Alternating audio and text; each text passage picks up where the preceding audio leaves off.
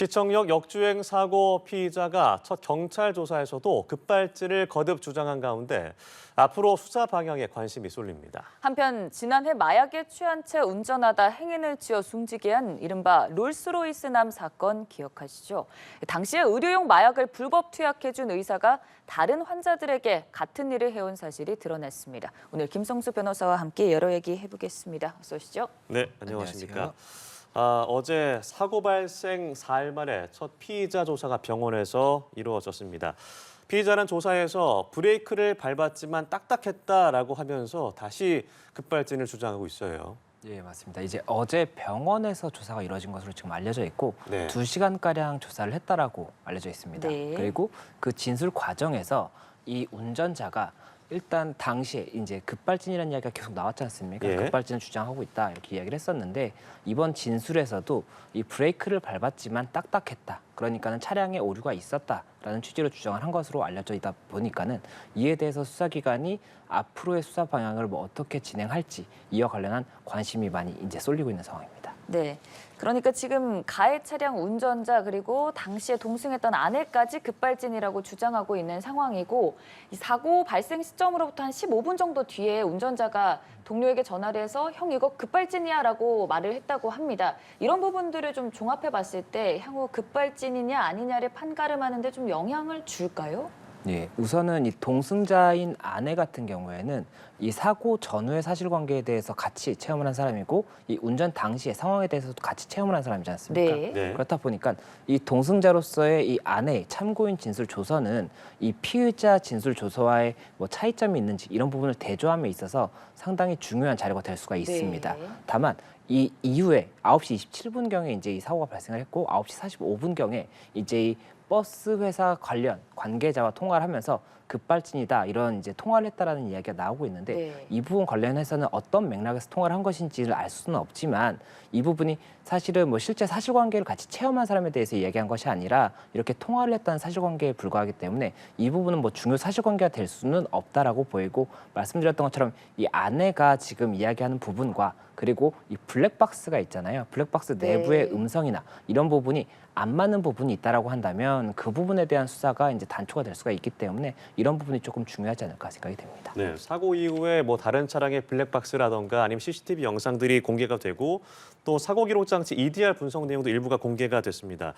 보면 운전자의 주장과 좀 배치되는 내용들이 있는 것 같아요. 예, 맞습니다. 일단 EDR 결과에서는 급발진이 아니다라는 취지로 나왔다. 지금 이렇게 보도가 되고 있는 것 같습니다. 예. 그리고 국과수에서 지금 현재 차량 그리고 블랙박스 영상, CCTV 영상 이런 것들을 지금 분석을 하고 있다라고 하는데 아마 지금 일각에서 나오는 것은 이 아무래도 급발진으로 인정될 가능성이 낮지 않는 것이냐. 이게 앞서의 뭐 국과수에서 이런 판정을 받았을 때도 그 급가속이다라고 인정됐던 사례가 없는 것으로 지금 알고 있거든요. 그렇다 네. 보니까는 아무래도 그런 부분들에 있어서는 불리한 정황이 나오고 있는 것이 아니냐 이런 이야기가 나오고 또 CCTV 영상이 지금 일부 공개가 됐는데 이 영상에 관해서 이 브레이크를 밟게 되면 차량에 이제 브레이크 등 이게 표시가 뜨게 됩니다. 그런데 네. 이 브레이크 등 표시가 없었던 것으로 보인다는 이야기가 나오고 있기 때문에 이에 대해서도 만약 브레이크를 밟지 않은 것이라고 한다면 급발진으로 볼 수 있느냐에 대한 의문이 이제 제기가 될 수밖에 없는 것이고 또 그런데 이 브레이크 등이 만약에 정말 딱딱해서 브레이크가 밟히지 않았다라고 한다면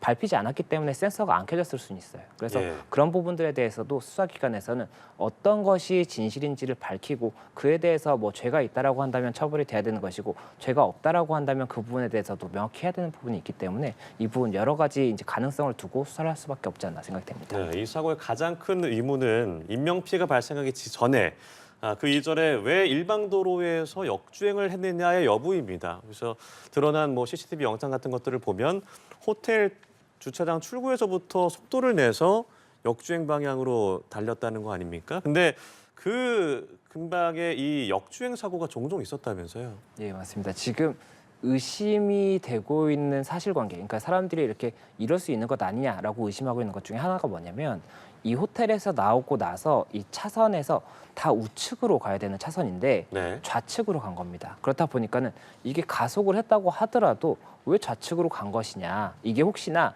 지금 급발진이 아니라 이 좌측으로 가서 이 일방통행이니까 반대편에 차선이 오지 않습니까? 차들이 네. 오기 때문에 당황해서 이 페달을 조작하는 것을 실수로 이 브레이크를 밟는다는 것이 가속을 한 것이라든지 아니면은 빨리 그 구간을 빠져나가기 위해서 가속을 하는 과정에서 사고가 난 것이 아니냐 이런 의심을 지금 받고 있는 상황이거든요. 그렇다 보니까 이에 대해서도 이 차선이 다 우측으로 가는 차선인데 왜 좌측으로 간 것인지에 대해서도 네. 사실관계가 밝혀져야 될 것으로 보이고 이 사실관계를 밝힘에 있어서는 여러 가지 뭐 참고인의 조사, 그 안에 동승자의 그 진술이라든지 그리고 이 남편의 진술 이런 부분들이 좀 종합적으로 판단이 될 수밖에 없지 않나 생각이 듭니다. 네, 그러다 보니 또 사람들이 얘기를 하는 게 결국 이 운전자의 운전 실력이 어느 정도냐. 버스 기사로 운전을 하긴 했지만 좀 미숙한 부분 때문에 영향을 끼쳤던 것 아니냐는 의견도 있습니다. 그동안의 뭐 사고 이력이라고 할까요? 그런 것들이 있었나요? 예, 지금 현재까지 알려졌던 것은 이 운전자가 굉장히 오랫동안 운전을 했던 사람이고 네. 지금도 업으로 운전을 하고 있는 사람이고 그리고 무사고였다라고 알려져 있었는데 지금 이와 조금 달리 볼 수 있는 여지가 있는 사실관계 하나 밝혀진 것 같습니다. 이 차량이 2018년에 이제 출고가 됐던 차량인데 이 차량의 이력만 봤을 때는 6건의 교통사고 이력이 확인이 됐다는 거예요. 그런데 이 차량의 교통사고이기 때문에 이게 이 해당 운전자의 사고 내역인 것인지 아니면 뭐 가족이 차량을 탑승했다가 사고가 난 걸 수도 있지 않습니까? 그래서 그런 부분들까지도 볼 수가 있기 때문에 만약에 무사고가 아니라고 한다면 그 부분도 이 수사 과정에서 중요한 단초가 될 수가 있기 때문에 수사기관에서 그 부분도 파악을 할 것으로 보이고 그리고 아마 지금 진행이 될 것으로 보이는데 이 블랙박스의 사고 당시의 영상 외에 그 출발 직전의 상황이라든지 또 직후에 이게 이제 상황이 종료가 됐지 않습니까? 차가 예. 멈춘 다음에 이 동승자가 있었기 때문에 대화를 한 내역이 있었을 수가 있어요. 그럼 그 부분에 대해서도 뭐 어떤 대화가 있었는지가 중요할 수가 있는 것이고 또 아예 그 이전에 그 블랙박스 메모리 카드가 그 당일 것만 촬영되는 것이 아니라 그 이전 것도 촬영이 돼 있을 가능성이 높은데 그때 이 블랙박스를 통해서 이 운전자의 운전 습관을 알 수가 있습니다. 뭐 평소에 가속을 많이 하는 스타일인지 아니면은 굉장히 조금 감속을 많이 하는 스타일인지 이 부분에 따라서도 이런 뭐 사실관계를 확인함에 있어서 중요한 부분이 될 수가 있기 때문에 그 부분도 수사가 이루어지지 않나 이렇게 생각이 됩니다. 네, 말씀하신 이 블랙박스 음성 부분에서 사실 지금까지 드러난 거는 이러면서 당황했다는 거 아닙니까? 그래서 사건의 실마리가 되지 않을까 기대가 됐었는데 오히려 이제 미궁 속으로 빠져 있고 또 피의자에 대한 체포영장 기각됐습니다. 조사에 좀 난항이 있는 게 아니냐라는 얘기도 있는데 어떤 조사에 좀 집중적으로 이루어져야 될까요?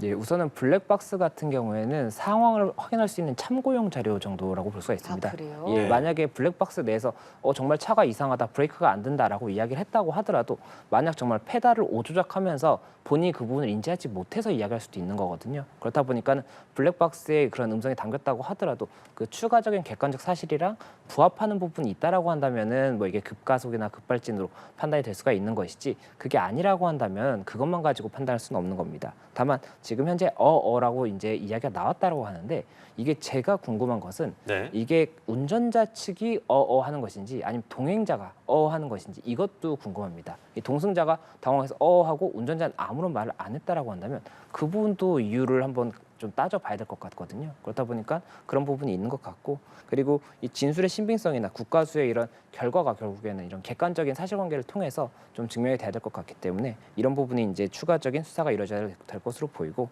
이 체포영장 같은 경우에는 이제 어제 체포영장을 신청했다가 법원에서 기각됐다는 소식이 알려졌는데 네. 이 체포영장은 언제 신청을 하는 것이냐면 그 범죄에 상당한 의심이 되는 이유가 있고 그리고 이 피의자가 그 체포 이제 그 출석을 하지 않을 것 같을 때 이렇게 도주에 오거나 뭐 이런 게 조사를 있을 때. 받으러 네. 나오세요라고 했는데 출석을 안 하고 도망을 갈 수가 있지 않습니까? 네. 뭐 그런 경우에 체포영장을 발부받아서 이제 강제로 이제 출석을 하도록 하는 거거든요. 그런데 지금 상황 같은 경우에는 사실 병원에 있는 상황이고 경찰에서 이 어느 정도의 지배하에 있다라고 볼 수가 있기 때문에 그 부분 출석이 불가능하다고 볼 수가 없어서 기각이 됐던 것이고 지금 현재 실제로 병원에서 2시간가량 조사가 이루어졌지 않습니까? 그렇다 보니까는 체포영장과 관계없이 조사 자체는 이루어질 것으로 보이고 다만 앞으로 이제 조사에 있어서 어떻게 임하느냐에 따라서 뭐 추가적으로 체포영장이라든지 구속영장이 검토가 될 수는 있겠지만 네. 현재 상황에서 그 부분까지 어떻게 뭐 될 것이다 예단하긴 어렵다 이렇게 말씀드릴 수 있을 것 같습니다. 네, 향후 또 경찰 조사 그리고 법적인 공방까지 좀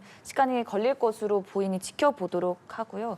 사실 이 사고로 많은 분들이 충격을 받았잖아요. 근데 사고 현장에 피해자들 모욕하는 내용의 편지가 등장하기도 해서 좀 큰 충격을 줬습니다. 이게 어떻게 된 일인가요? 네, 지금 이 피해자분들이 이렇게 사고가 난 곳에 이 피해자분들 추모하는 그런 이제 장소가 생겼습니다. 그래서 거기에 네. 이제 뭐 굉장히 뭐 안타깝다 뭐 이런 말씀을 많이 남겨주신 것으로 알고 있는데 이와 관련해서 어떤 이제 한 명이 이분 굉장히 좀 피해자들에게 모욕이 될 수 있는 그런 이제 문구를 남겼다라고 합니다. 그렇다 보니까는 경찰에서 이 문구를 남긴 사람이 누구인지 이 부분을 확인을 하고 있고 그리고 만약 불법성이 있다라고 한다면 네. 처벌을 하겠다. 지금 이렇게 알려진 상황이기 때문에 이 부분 이제 검토가 되고 있는 상황이다. 이렇게 말씀드릴 수가 있을 것 같고 이런 뭐 떠나신 분들이라든지 아니면 또 이제 지금 현재 운전자라든지 동승자 같은 경우에도 어떤 사실관계인지 명확하지 않은 부분이 있지 않습니까? 그런데 이와 관련해서 뭐 명예훼손에 해당하는 글을 올린다든지 뭐 모욕에 해당하는 글을 올린다 이렇게 한다면 이 부분은 또 별도의 이 처벌과는 또 별도의 상황이 될 수가 있기 때문에 이 부분 조금 구분하는 것이 좋을 것 같고 그리고 만약에 형사적인 처벌이 이루어지지 않는다고 하더라도 또 민사상 손해배상 청구 대상이 될 수가 있기 때문에 이런 뭐 고인들에 대해서 어떠한 문구를 남긴다든지 이런 것들도 신중하면 좋을 것 같습니다. 예, 이 롤스로이스 뭐 사망 사건, 람보르기니 주차 시비 사건과 관련된 얘기도 해보죠. 관련 불법적인 약물을 제공한 의사가 이 적발이 돼서 무더기로 검찰에 넘겨졌는데 알고 보니 수십 명에게 불법 약물을 전달했다라는 게 드러나지 않았습니까? 예, 맞습니다. 지금 이 롤스로이스 사망 사건 그리고 이 람보르기니 주차 시비 사건 이 두 가지 사건이 있었습니다. 그런데 이게 이제 한 개의 병원에서 이루어진 것은 아니고 두 개의 병원이 있었고 네. 이 두 개의 병원에 대해서 경찰에서 추가적인 조사를 통해서 검찰에 송치했다는 소식인데 일단 이 롤스로이스 남성에게 마약류 관련 의약품을 제공한 것으로 알려진 이 병원 같은 경우에는 이 병원 관계자 7명이 일단 혐의가 있다라고 생각이 돼서 송치가 된 상황이고 이 혐의가 2022년부터 2023년 11월까지 28명을 대상으로 해서 540회 이상의 이 마약류 관련 의약품을 투약을 했는데 이 부분이 이제 마약류 관리법 위반 혐의가 있고 또 의료법 위반 혐의가 있다. 이게 한 가지가 있는 겁니다. 그리고 또 다른 병원 같은 경우에는 이 람보르기니 주차 시비 관련 이 피해자에게 피고인이겠죠. 이 피고인에게 이 의약품을 제공한 것으로 알려진 이 병원 같은 경우에는 2019년 9월부터 2023년 9월까지 이 병원 관계자 9명이 이 75명을 대상으로 해서 에토미데이트 등 이 전문 의약품을 8,900회 정도 이제 투약을 함으로써 약사법 위반 그리고 보건범죄단속법 위반 이 혐의로 지금 현재 검찰에 송치됐다는 소식입니다. 네, 근데 이게 수사가 진행되는 와중에도 계속해서 약물을 투여한 거잖아요.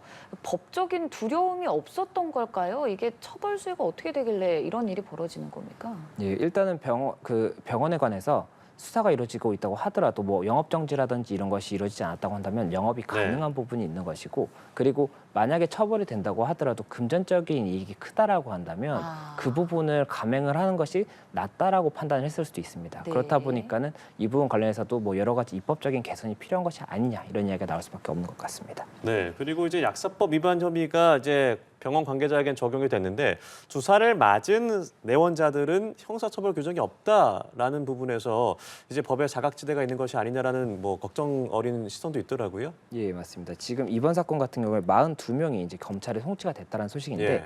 병원 관계자 그 앞서 말씀드렸던 이 롤스로이스 관련 병원 관계자 7명 그리고 이 람보르기니 사건 관련 병원 관계자 9명 해서 16명이랑 그리고 이 롤스로이스 병원 관련 이 투약자들 28명은 검찰에 송치가 됐습니다. 마약류 관리법 위반일 겁니다. 이렇게 송치가 됐는데 지금 이 프로포폴이 아니라 에토미데이트를 이제 투약받은 사람 같은 경우에는 검찰에 송치가 안 됐거든요. 왜냐하면 형사처벌 규정이 지금 없습니다. 이 에토미데이트 같은 경우에는 전문 의약품으로만 규정이 돼 있기 때문에 이 프로포폴은 2011년에 향정신성 의약품으로 이제 분류가 돼서 이 관리도 조금 더 명확하게 되고 이 마약류 관리법으로 처벌을 할 수가 있는데 이 지금 에토미데이트 같은 경우에는 전문 의약품이기 때문에 처벌을 할 수가 없고 그나마 2022년 7월부터 이제 시행된 법에 의해서 100만 원 이하의 과태료만 부과를 할 수가 있습니다. 그래요? 예, 그래서 그렇다 보니까는 이 부분이 결국에는 효과가 이 프로포폴과 에토미데이트가 거의 유사한데 이에 대해서도 추가적으로 마약류나 뭐 향정신성 의약품 이런 부분을 분리해야 되는 것이 아니냐 계속해서 이야기가 나오고 있는 상황이고 이에 대해서 지금 입법이 검토되고 있다 이렇게 이야기가 나오고 있습니다. 네, 알겠습니다. 오늘 여러 가지 얘기해봤습니다. 김성수 변호사와 함께했습니다. 고맙습니다. 고맙습니다.